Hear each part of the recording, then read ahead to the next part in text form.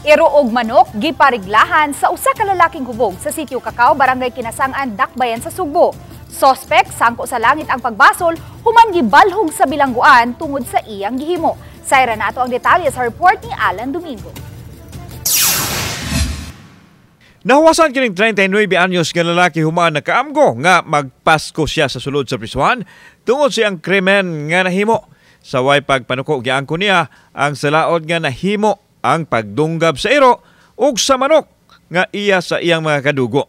Matud niya nga hubog siya ni atong higayuna dihang gigukod sa iro ug gisuwayan og hambat ug tungod siyang kalagot gidunggab niya sa talinis nga butang ang iro.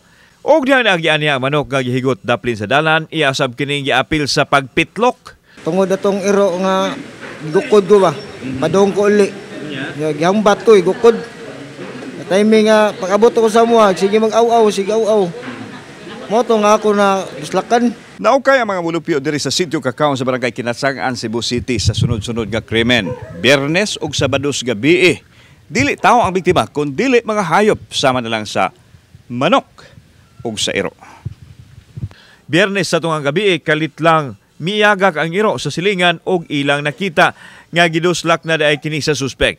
Wa hinuon maintimano apan nakamugna kining trauma sa iro. Kung dito ay siya I speak kung kanang lansang naraan na nga kanang kikuan nagkahoy sir ba. Okay, so nasamdang lawom ang sama. Lawom jud siya kay burot man jud maayo ang iro.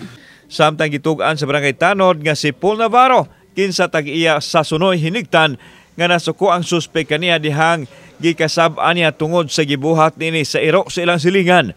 Wa siya magdahom nga pahimungtan usab sa iyang igagaw ang sunoy nga gisunod sa pagtuslok ang liog hinungdan nga namatay ang manok.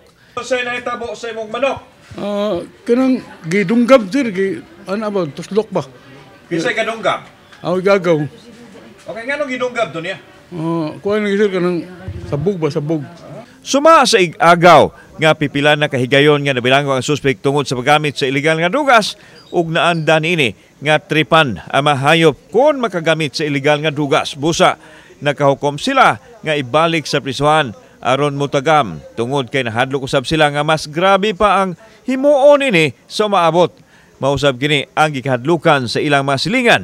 Mapasayloman nila ang suspek apan plano sa mga tagtungod nini nga ipasulod sa rehab sa pangindahay nga mausab ang kinaiya ni ini.